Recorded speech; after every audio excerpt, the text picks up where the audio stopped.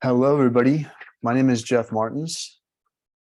Thank you so much for showing up for our talk today. We're going to be discussing who's doing your yoga pose, which is going to touch on what I feel is probably the most important thing in our yoga practice.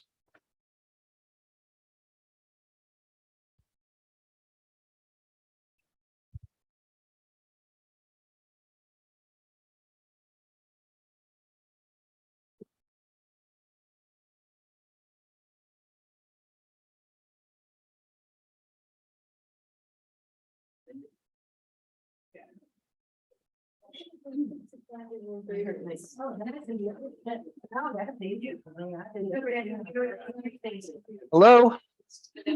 Hello at home. Hello here. This is part of your yoga challenge inspiration. And the topic today is who's doing your yoga pose. So the first thing we'll do is we'll just sit in a comfortable position. And you want to sit so that your knees are below your hips. So if you need to raise your hips up, that's fine. You don't want your knees above your hips because it means your back will be rounding and then your chin will kink. So we want to have, if you can't just naturally sit with your knees the same height as your hips, then just raise your seat a little bit. But you want to be able to tilt your tail back, because when your tail tilts back, your chest will lift up. You relax your shoulders, and then your neck will be able to lengthen. You can put your palms down or your palms up on your legs or your knees. And then just relax. Take a couple nice deep breaths. Breathe in through your nose, breathe out through your nose. Practice accepting yourself as you are.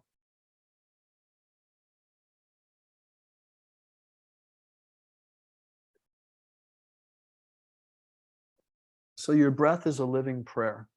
One of the most powerful things you can do is to become aware of your breathing.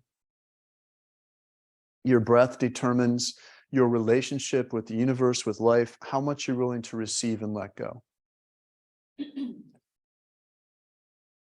And if you want to experience what you really want in your life, how can you experience what you really want in your life if you don't even allow yourself to have a full inhalation?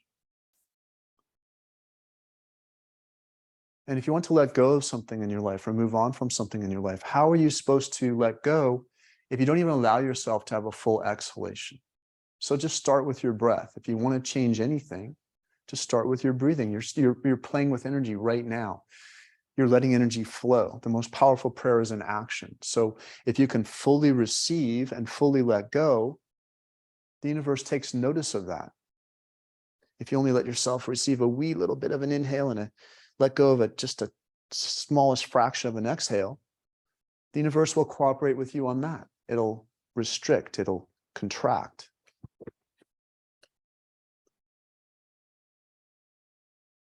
We'll take a couple more breaths, inhaling and exhaling. Just letting yourself let go, letting yourself receive.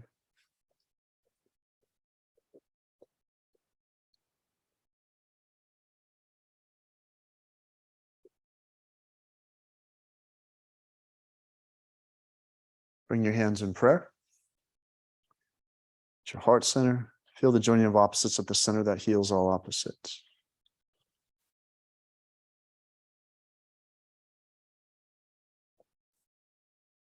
So take a moment to really feel your palms.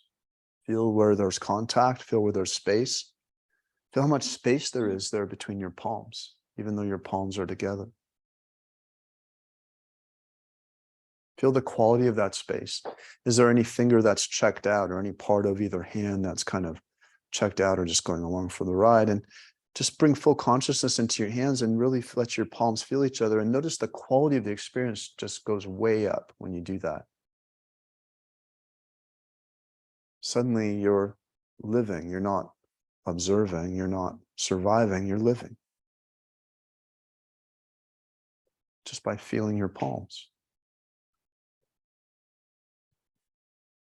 One on together, inhale.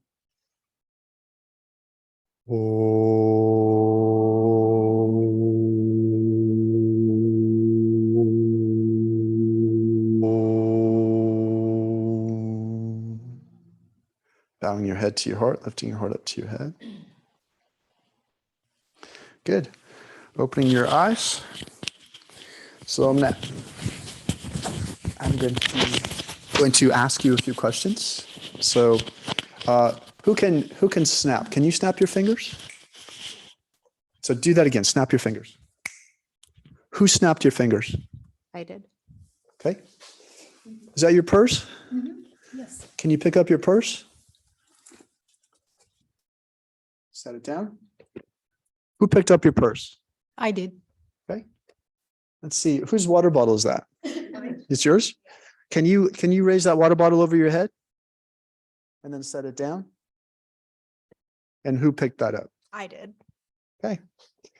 That's it. Thank you for coming. No. Okay. So who came here today? Okay. What is this I? Who's this I that came? So in every tradition and spiritual teaching, there's an I. In yoga, it's asmita, which is usually translated into ego, but it's just the awareness of I. And in the Yoga Sutra, asmita is not necessarily negative. The ego is not negative. It's just the sense of I. It's the sense of I-ness. Who is here? Who is here? What did you say? So say that again. I am. That's right. Who is here? We are. No, who is here? I Who is here? I am. Okay. Now we're getting somewhere. So now you have an I, right? And so you have an I, and that's your dog has an I. Your cat has an I. You have an I am. Your dog and cat also have an I am, but that's about the level that they're at. Animals are beautiful. They're fully present, fully living beings. They're just beings of the moment. You, on the other hand, can travel time and space. You, on the other hand, can be anywhere at any time, in any place, real or unreal, imagined, never happened in the past. You can be anywhere. Okay. So we have this I, and this I am. And so when we have this I am, that's us, we're present. So I am.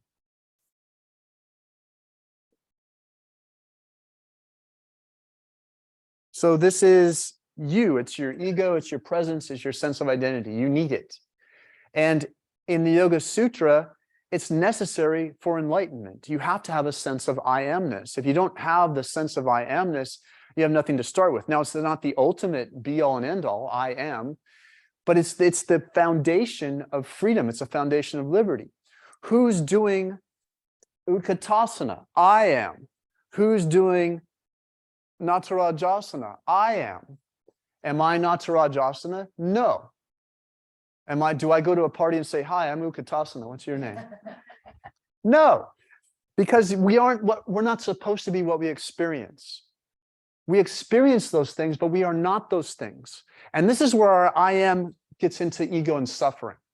So I am is a pure, wonderful thing. But when you take that I am and you say Utkatasana, which is silly, we can all think that's silly, but then I am depressed. I am poor. I am sick. Really? This is who you are? I am. In many languages, I have hunger, not I am starving. Are you really starving? Or are you something else? Are you experiencing hunger? So this identification is very, very powerful. This is the most powerful thing in any spiritual tradition, this I amness. When Moses went to the burning bush for the 10 commandments, the burning bush was on fire, and Moses asked the bush, who are you? What are you? And the burning bush replied, I am that I am. I am that I am. This is also in a lot of other spiritual traditions. So I am that I am. So what is that? So we have this I amness, this presence, and then we have that. What is that? That can be conscious or unconscious. Most of the time for us, it's unconscious. So I am that. And then once we have that, we've taken our I am, we made it that, then that's what we are. I am that I am. I am depressed. You are depressed. your depression. I am unworthy. You are that, your unworthiness. You are unworthiness. If you are depression, or you are unworthiness, or you are poverty, or you are sickness, you're not even a being anymore, you're a thing. And it's painful to do that because it's not true. You aren't a feeling, you aren't an emotion, you aren't the numbers in your bank account, you aren't the status, the price of your car, you aren't these things. And the reason why it's painful is because it's a lie, it's false. You're taking your unlimited I am potential and you're putting it into the little tiny Tupperware container of depression or sadness. You're stuffing your unlimited self into a thing. You're making yourself a thing, an object. And when you're an object has no consciousness. A thought is a thing. And so when you think and you're thinking and then you are your thought, you become a thing, you become an object. The problem with that is that you can't be anything else. Depression can't be joy. Poverty can't be abundance. It can only be poverty. You go into the poverty store and there's 10 poverties for $1 and there's a jumbo pack of poverties up on the counter for $10, but there's no joy there. There's no love there. There's no peace there. You have to get out. If you want those things, you have to go to a different store. You can't stay in that store. So we need to find that I amness first and then recognize what is our that. What is that? What are we making that? Because this is the bridge. And when you can do this consciously, then you can become this I am. You're a virtual reality machine. You're made to become what you focus on. You produce hormones, your breath changes, your blood pressure changes, your heart rate changes, your digestion changes, your immune function changes. Based on what? Based on who you feel you are, based on I am. When you can direct this consciously, you start to live. When it's directed unconsciously, you are an animal. We're still animals.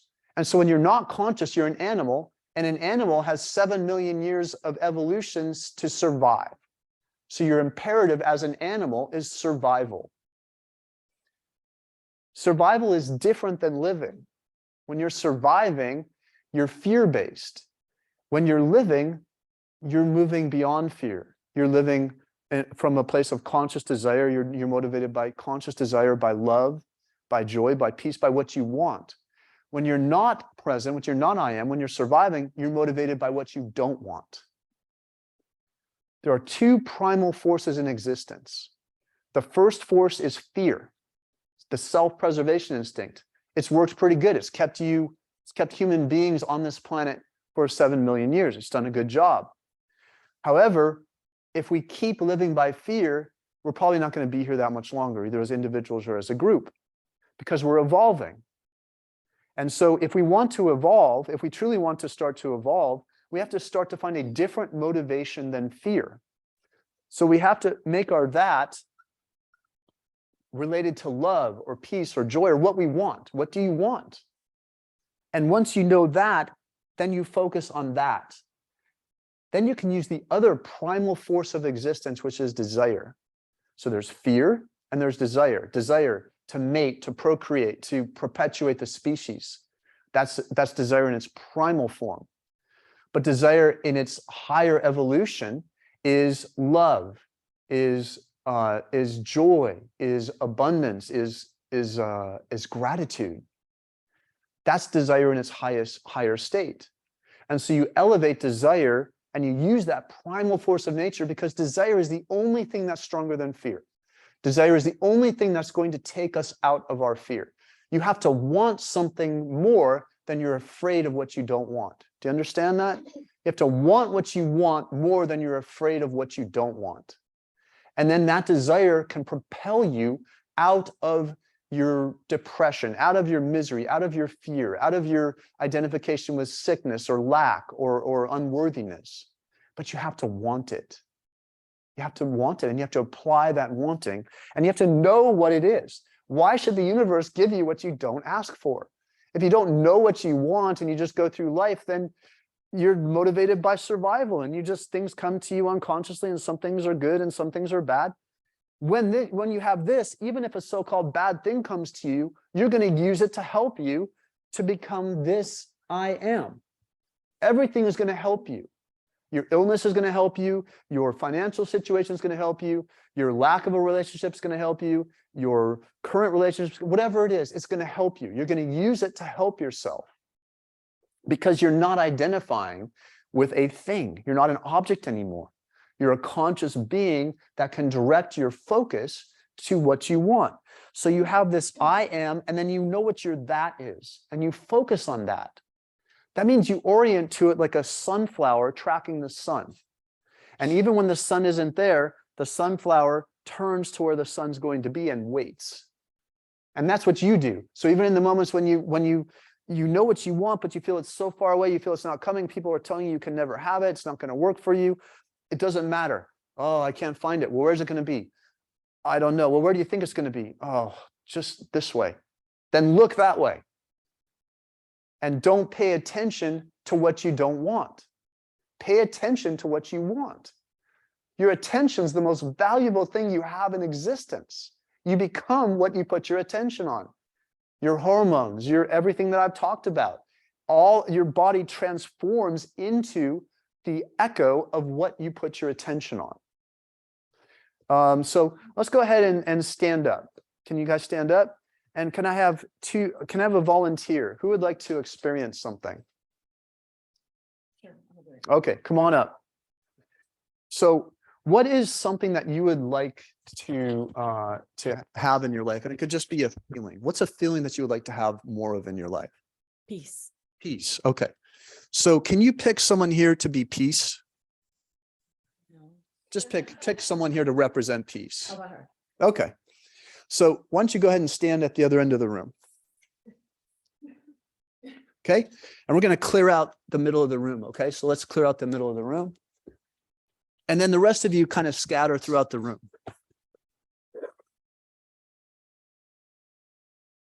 Okay. So this is a feeling. It's your body. The language of the core of your body is feeling. Okay.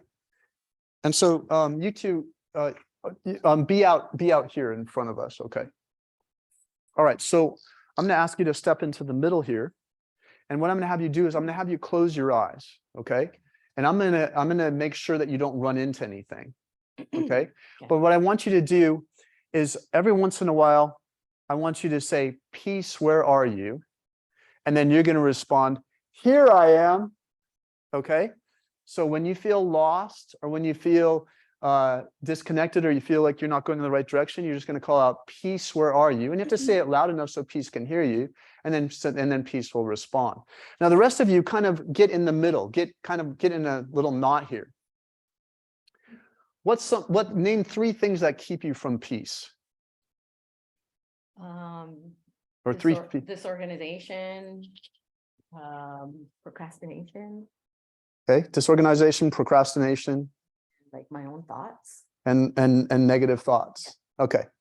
So disorganization. What a mess. This is a mess. This is never going to add up to anything. Procrastination. Well, why even try? You're so far behind. It's never going to happen. And then what was the last one? My own negative. Oh, negative thoughts. You can't do it. This isn't going to happen. Okay. So each of you think of some variation of one of those things, preferably something that you maybe deal with, like a negative thought. Okay. And as we walk by, I just want you to whisper loud enough for this. I'm not going to say your name. So for her to hear your thought. Okay. Okay. And so you're going to kind of come up and you're going to kind of just like take hold of her shirt and just like kind of don't pull her, but just kind of like give her a little pull, give her a little tug. Okay. Are you ready? Yeah, I'm ready. Okay. So Am I yes. walking towards peace. Yeah. Yep. So you're gonna start off your journey. She's still over there. You want, yeah. Well, I don't know. You're gonna have to ask. So go ahead and ask. Hey, peace, where are you? Here I am. Okay. She's still over there. Yep. So now you keep walking. All right, with my eyes closed, right? Yep. Keep your eyes closed. And as she passes, go slow. Go slow.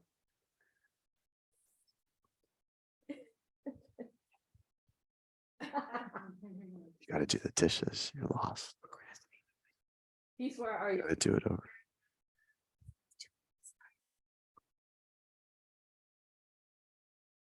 What was that? Clutter, she said. You're not good enough, she said. That's okay. Look where she's going. Yeah, see, so she asked. Peace, where are you again?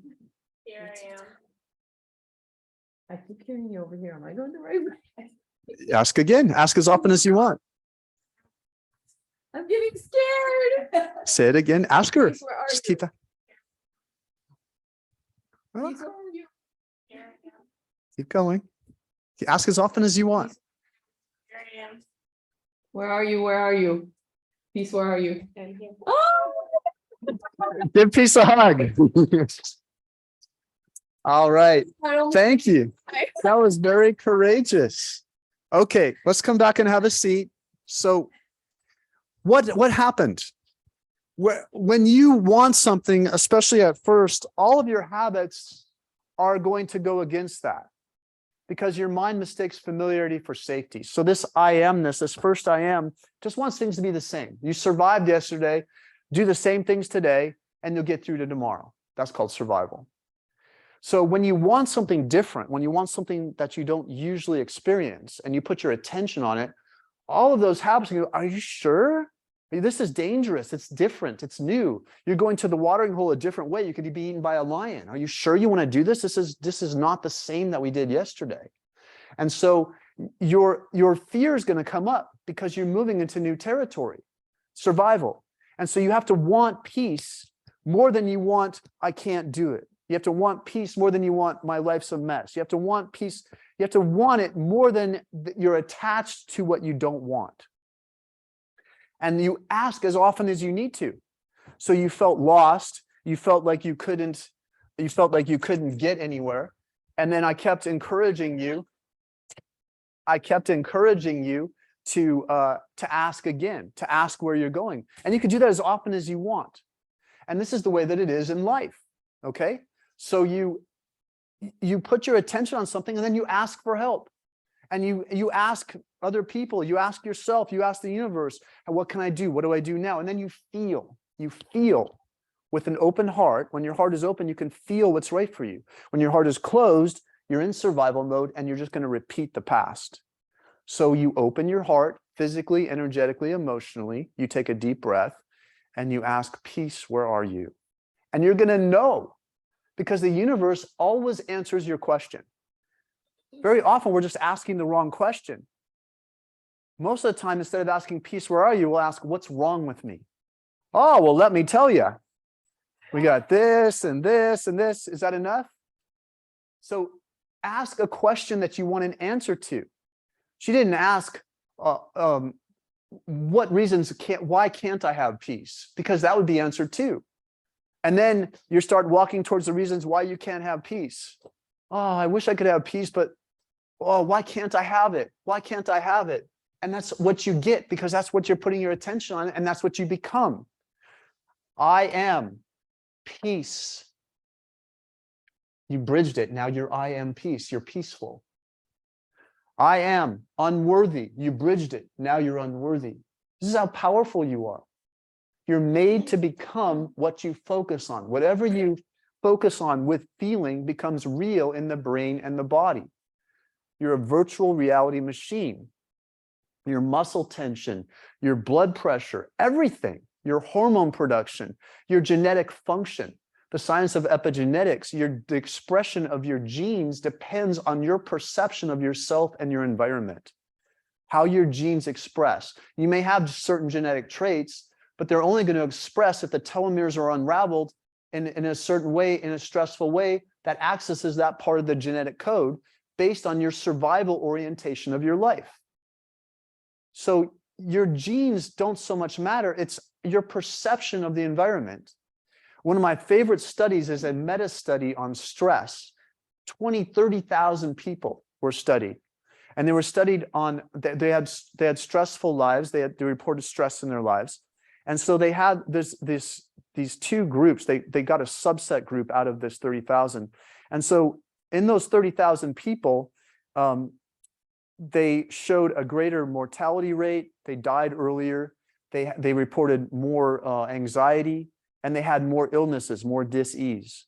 But there was a subset of people in those 30,000 people that's experiencing stress that actually lived longer, and they had less disease, and they reported a very high quality of life. Now, same general stressors in life, but this one group was thriving and the other group was dying earlier and living in more misery. What was the difference? The group that's dying and living in misery believed that stress ruled their life and stress was negative, stress was bad for them. The group that turned it into something else that made their life better and made them stronger, and they lived a higher quality life and lived longer, they believed that stress was good for them, that stress was helping them, that stress was something that was making them stronger, more compassionate, more forgiving. It was helping them to change their life in a positive way. The only difference between those two groups is one group believed stress was bad and one group believed stress was good. And so the group that believed stress was good for them had used stress to their advantage. What the study basically proved was that it's not stress that killed people, it's the belief that stress is bad for you that killed people. So how you perceive things, your I amness, your nature, your sense of your identity, if you can consciously start to direct your attention on that and take your attention and place it on that intentionally and keep it there, like it means something to you, then you make the leap. You're always making the leap. You're never not praying. You're never not an I am. You're never not putting your attention on something. It's just mostly unconscious. So what you're going to do is you're going to take control of this and make it conscious. Worry is praying for what you don't want. How many of you have ever worried? You know, you worry about something, you're literally feeling it, right? You can feel your gut churning. You feel, maybe you wake up at night and you're already in the dentist chair, or you're already like having that thing happen that you don't want to happen to you, even though it's not even here yet. It may not even come. You're already experiencing it. So this is your power that you have this. That's just the unconscious use of this focus, of this meditation. So you're just going to turn worry on its head. And you're going to take that attention and that meditation, that focus, and you're going to become one with what you want instead of unconsciously becoming one with what you don't want. And you have to do it with your attention. And you have to keep asking. Every time we ask peace, where are you? We're rededicating our attention to what we want. And you do it as often as you want. And you don't care what you sound like. You don't care what it looks like. You keep moving in the direction that you want. And then you can consciously bridge this gap. Then you can be I am that I am. And when you've done that, then you realize you aren't even this thing that you became here. You're not this. You're not this original I amness. You're not this I am that you became, this feeling that you became. You're the one who's experiencing it. Because the purpose of all this isn't just to accumulate more stuff and different things and better this and longer that. It's to know who you are, to know who's doing the yoga pose, to know who's living your life, to know who's putting the key in the lock, to know who's drinking the glass of water, to know these things, to know yourself. That's the purpose of existence for all of us. And we find that by honoring what is meaningful to each one of us individually. The things you like, the things you love are not necessarily going to be loved or even liked by someone around you. There's a reason why you truly want what you want. So aim in that direction, turn in that direction, follow that sunlight, and keep asking, and don't pay attention. Don't get distracted.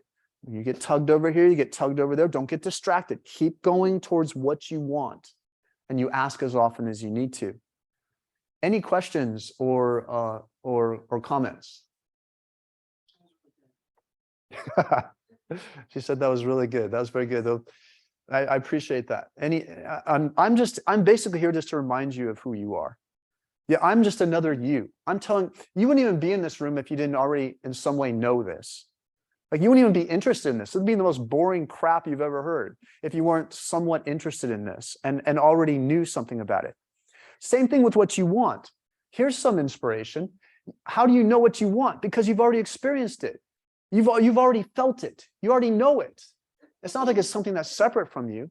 So start to feel it now. You don't have to wait to get it. You already know. How do you know you want it? Because you wouldn't. Do you want Ziezelbazes? Do you want any Ziezelbazes? Well, how do you know? What's a Ziezelbaz? You don't know.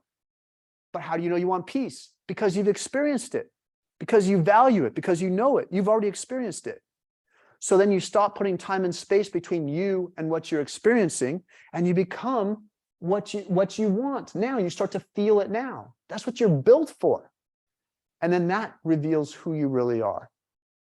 And then you do that in your yoga practice. You do that, you find the balance between effort and relaxation, between working and letting go. And then all of a sudden, there you are in the yoga pose. And you're free. You're not the pose. You're not trying to get to the next pose. You're not evaluating the previous pose. Suddenly you're just there. And you've found who's doing the yoga pose, and you've found who's living your life. Any questions or anything else that you wanted me to elaborate on or anything? So is the desire the same as motivation? Desire the same as motivation. Motivation can be external. So I want to get a degree because people will look at me with more respect. That's external motivation. Okay. Desire is an internal, it's much more powerful than motivation. Desire is the primal force of, like, the mother of attachment, the mother to her cub, the mother bear to her cubs, or the mother to her child, or the love of one person for another person. So it's much more than motivation. It's just like the essence of life itself. It's like living. It's just powerful magnetic attraction.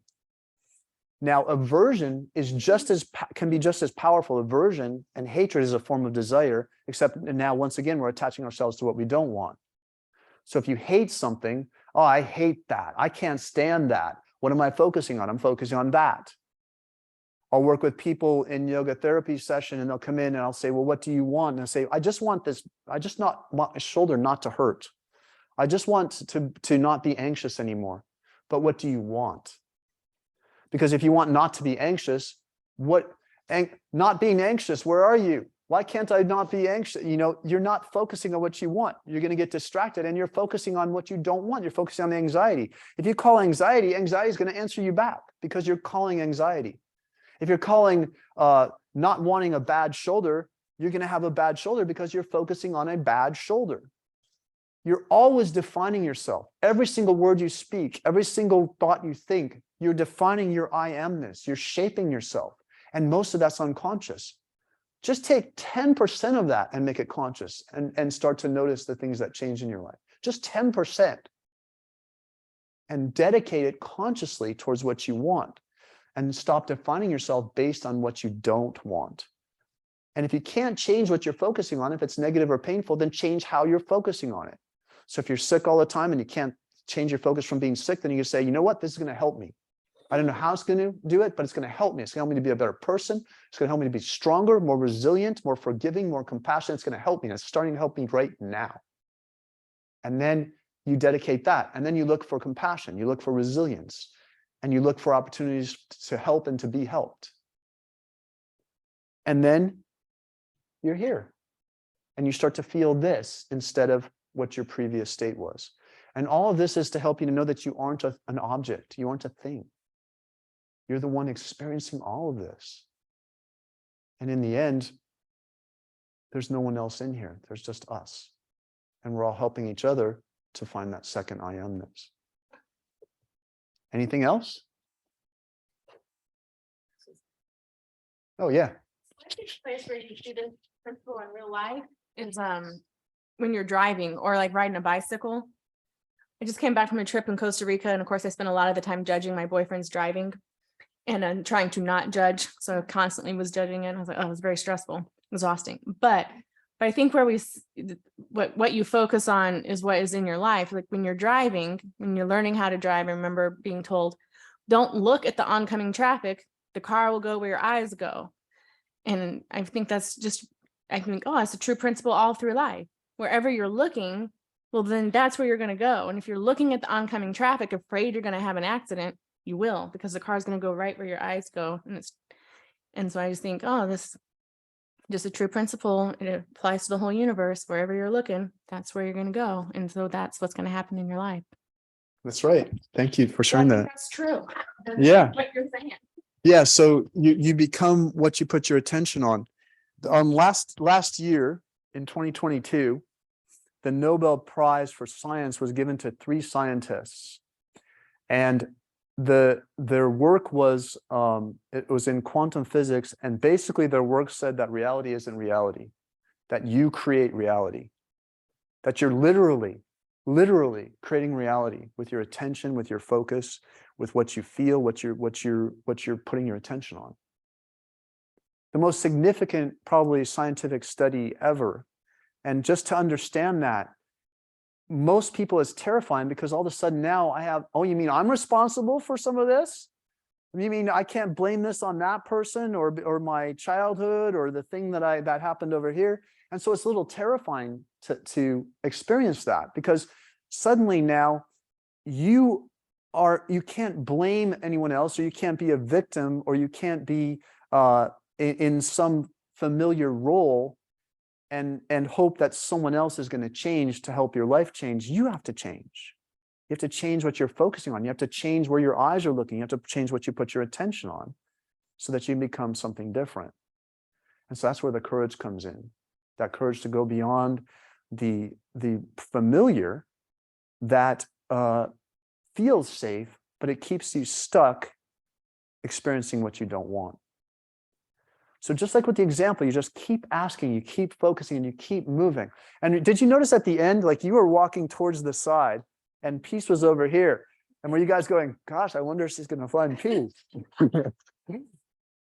And so there's illusions and there's things, and you can't get off track, because if you keep asking, oh, and then we hear it.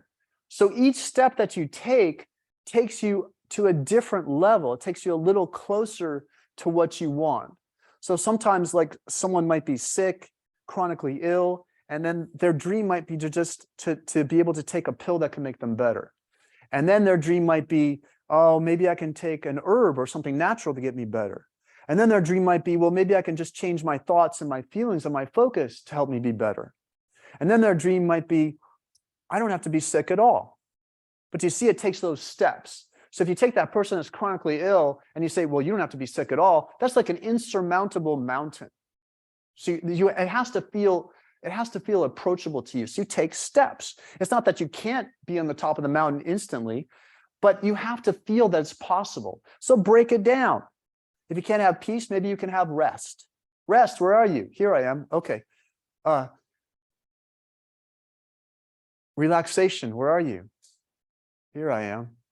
So you break it down. You move it into steps. You break it into things that are believable to you, that you feel like is possible for you. And then you get to a little higher and a little higher. And each time you get a little higher, you can see a little bit more. You can feel a little bit different. And then, oh my God, I don't have to be sick at all. That would have never occurred to me, you know? It can't occur. It doesn't occur to the person who is sickness. How could sickness not be sick? It's impossible. Sickness is always sickness if you are sickness. Do you understand? So you evolve, you take steps, and you trust. And you don't always know what's going to happen next. And that's a good thing, because if you knew what was going to happen next, that's your familiar habits leading you back to survival and fear and so-called safety. So uncertainty is your path of freedom. It can be frightening, but it's your path of freedom. And if you don't know, that's a good thing. That's the best thing you could possibly have happening. Name one great scientific discovery or beautiful work of art that was ever created without uncertainty. Is the artist going, okay, now I'm going to take fuchsia and I'm going to put it over here like that. And then I'm going to take blue and I'm going to put it right here next to the fuchsia. No, it's like it's flowing. There's a grace, there's a creativity, there's a presence. It's not like everything is set out beforehand. The painting, the Mona Lisa wasn't like already set out paint by numbers. You create it as you go. Why? Because you're made in the image of the ultimate creator. You're told this in every single spiritual path as well. You're made in the image of the ultimate creator. You're always creating. You're never not creating. You're always creating. Is your creation going to be conscious or unconscious? Thank you so much for allowing me to teach and learn with you. Namaste. Thank you.